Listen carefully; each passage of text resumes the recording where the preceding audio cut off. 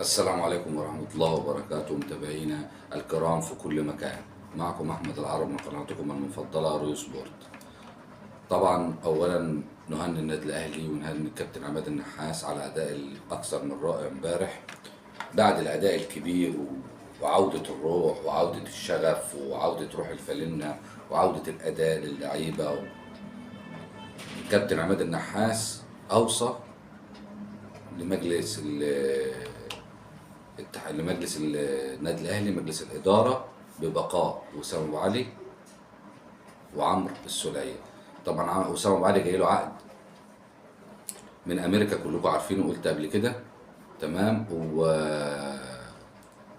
وعمرو السوليه جاي له عقد من ليبيا، والعقد بمقابل مادي حلو. طبعا عماد النحاس بعد الاداء اللي ظهر بيه عمرو السوليه ووسام ابو علي في التسجيل في المباراتين، رجع طبعا وسام ابو علي تاني للتهديف. رجع وسام ابو علي بتاع السنه اللي فاتت بعد الصيام التهديفي مع مارسيل كولر.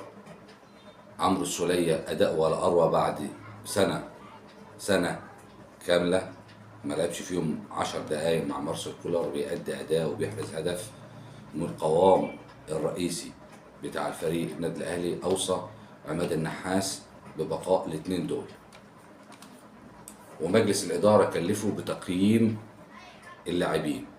مجلس الاداره كلفه بتقييم 11 لاعب. ال 11 لاعب منهم 5 هيقعدوا و6 هيبقى قرارهم مع مجلس الاداره.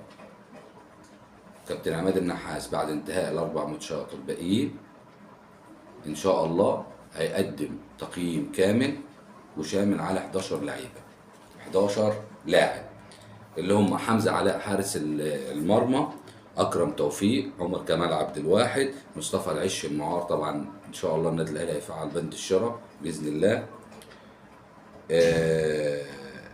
مصطفى العش معار من نادي زد، والمغربي يحيى عطيه الله المعار من نادي سوشي الروسي، وعلي معلول اللي قدم مباراه امبارح، يعني بسم الله ما شاء الله، بسم الله ما شاء الله. يعني علي معلول نمسك الخشب زي ما بيقولوا.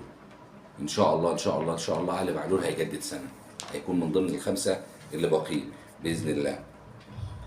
وخالد عبد الفتاح وكريم الدبيس وكريم نيدفيد وكريم فؤاد وعمر الساعي.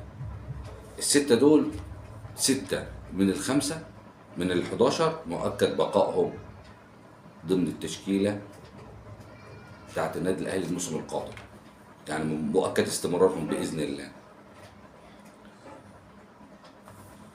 طبعا والمحمد شريف خلاص النادي الاهلي هو هيبقى فري، وان شاء الله هو مرشح بقوه. كمان برضو كابتن عماد النحاس اوصى بعودته، لان النادي الاهلي لازم طبعا يبقى السكواد عالمي باذن الله. السكواد اللي انا قلت لكم عليه في الفيديو من يومين، هيبقى سكواد مرعب، واحنا نتمنى عوده شريف، كابتن محمد شريف للنادي الاهلي.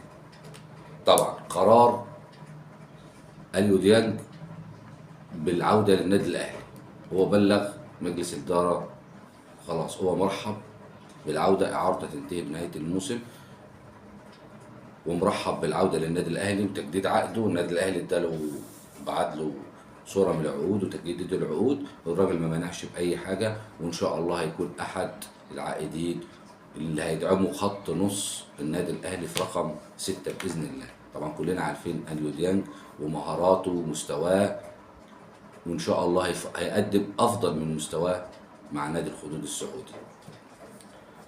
طبعا امبارح يمكن من الحاجات اللي محدش لاحظها كتير امام عاشور امبارح وصل ل 17 كيلو او 18 كيلو جري في المباراه. لياقه الله اكبر، مستوى، اداء، خد لقب رجل المباراه، بنحييه.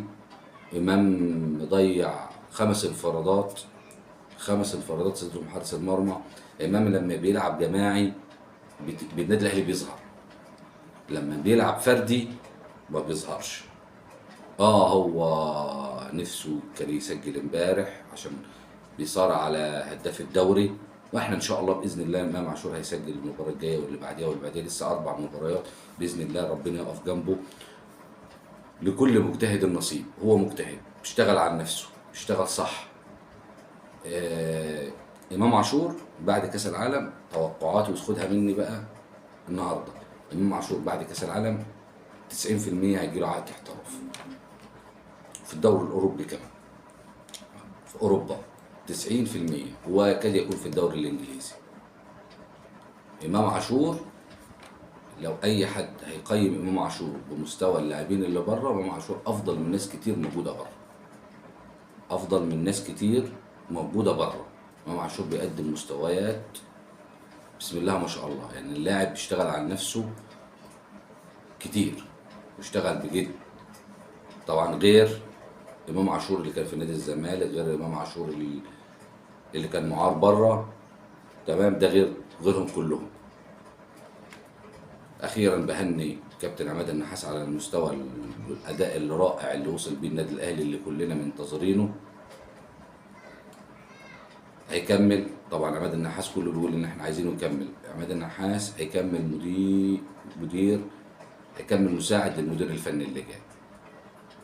عماد النحاس جاي مؤقت، وهيكمل في الفريق الاداري للنادي الاهلي. كلنا مع النادي الاهلي ان شاء الله. الاهلي بعد هزيمه فاركو امبارح 3-2 فرق نقطه، احنا نعمل اللي علينا. بصش على نتيجه بيراميدز، ملناش دعوه بعلاقه بنتائج بيراميدز خالص، نبعدها. النادي الاهلي مطالب ان شاء الله الفوز بال4 مباريات الباقيين. 4 مباريات. نادي الزمالك عنده مباراه مع بيراميدز، الزمالك هتكون مباراه قمه، هتكون مباراه اثاره. الزمالك لو اتغلب من بيراميدز، وان شاء الله مش هيحصل، ان شاء الله هيفوز. الفوز هيقرب النادي الاهلي للدوري، خلاص هيحسم لقب الدوري. النادي الاهلي عنده مباريات تقيله جايه. اخبارنا الرياضيه انتهت. طبعا مساءكم، وان شاء الله في اخبار جديده بكره. ما تنساش تفعل زر الجرس وتعمل اشتراك وتتابعني عشان يوصلك كل جديد. والسلام عليكم ورحمه الله وبركاته.